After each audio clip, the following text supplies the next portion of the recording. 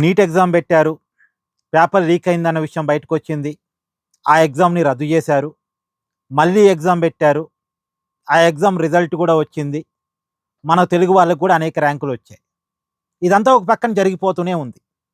ఇంకొక పక్క ఆ పేపర్ లీక్ అయినప్పుడు, మళ్ళీ ఎగ్జామ్ పెట్టినప్పుడు ఒత్తిడి తట్టుకోలేక కొంతమంది బలవన్మరణం చేసుకున్నారు. కాబట్టి వాళ్ళకి పరిహారం చెల్లించాలి. పైగా నైతిక బాధ్యత వహిస్తూ కేంద్ర విద్యాశాఖ మంత్రి ధర్మేంద్ర ప్రధాన్ రాజీనామా చేయాలి అని చెప్పేసి కాక్రోచ్ జనతా పార్టీ తరపున ఢిల్లీ జంతర్ మంతర్ దగ్గర ఒక పర్యావరణవేత్త, మీ అందరికీ తెలుసు, సోనం వాంగ్‌చుక్ అమర నిరాహార దీక్ష చేస్తున్నాడు. ఇప్పటికి 18 రోజులేమో అవుతుంది ఆయన అమర నిరాహార దీక్ష చేయబట్టి. ఆరోగ్యం చాలా ఇబ్బందిగా ఉంది, విషమంగా ఉంది. ఆయన ఈరోజు ఒక స్టేట్మెంట్ ఇచ్చాడు. జూలై 20 వరకు నేను బతికే ఉంటా. అంటే జూలై 20 అని ఎందుకు చెప్తున్నాడంటే ఆ రోజు పార్లమెంట్ సమావేశాలు స్టార్ట్ అవుతాయి. ఆ పార్లమెంటు సమావేశాలు స్టార్ట్ అయిన రోజు ఈ కాక్రోచ్ జనతా పార్టీ తరపున పార్లమెంట్ ముట్టడి చేయాలని అనుకున్నారు. కాబట్టి పార్లమెంట్ ముట్టడి చేయాలి అన్నది కాక్రోచ్ జనతా పార్టీ యొక్క ఆలోచన. పైగా పార్లమెంట్‌లో కూడా కాంగ్రెస్ పార్టీ వాళ్ళు, కమ్యూనిస్ట్ పార్టీ వాళ్ళు ఈ విషయాన్ని తీసుకెళ్తారు కదా! ప్రభుత్వాన్ని అడుగుతారు కదా! కాబట్టి జూలై 20 వరకు నేను ప్రాణాలతోనే ఉంటాను, సజీవంగానే ఉంటాను. ఒకవేళ చనిపోయినా సరే, దెయ్యంగా వచ్చైనా సరే ప్రభుత్వాన్ని వెంటాడతాను అని సోనం వాంగ్‌చుక్ స్టేట్మెంట్ ఇచ్చారు. స్టేట్మెంట్ కొంత ఆశ్చర్యంగానే ఉంది. జూలై 20 వరకు ప్రాణాలతో ఉంటాడట. ఆ రోజు పార్లమెంట్ సమావేశాల్లో ఏం జరిగిద్దో చూస్తాడట, తెలుసుకుంటాడట. తర్వాత ఒకవేళ అతను చనిపోతే, మేబీ చనిపోనివ్వరు, అంత దాకా రానివ్వరు. నేను అనుకోవటం ఈ 2, 3 రోజుల్లో ఆయన ఎత్తి హాస్పిటల్‌లో జాయిన్ చేపిస్తారు.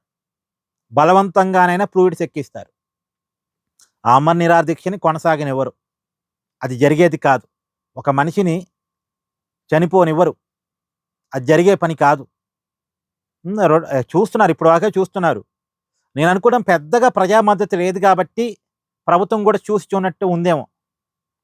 ప్రజా మద్దతు గనక ఉంటే ప్రభుత్వం భయపడేది. కానీ ప్రభుత్వం ఇతని విషయంలో భయపడలే. చేత్తో చేసుకునే దీక్ష అంటున్నారు. మామూలుగా ఇన్ని రోజులు దీక్ష చేయనీరు. ఎత్తి ఎప్పుడో హాస్పిటల్‌లో బలవంతంగా జాయిన్ చేపిచ్చేవాళ్ళు. అందులోనూ ఇప్పుడు కాక్రోచ్ జనతా పార్టీ డిమాండ్ గనక వింటే ఆ పార్టీని హైలైట్ చేసినట్టు ఉంటది. ఆ పార్టీ గ్రౌండ్‌లో ఇప్పటివరకు లేదు. ఏదో సోషల్ మీడియాలో పుట్టిన పార్టీ.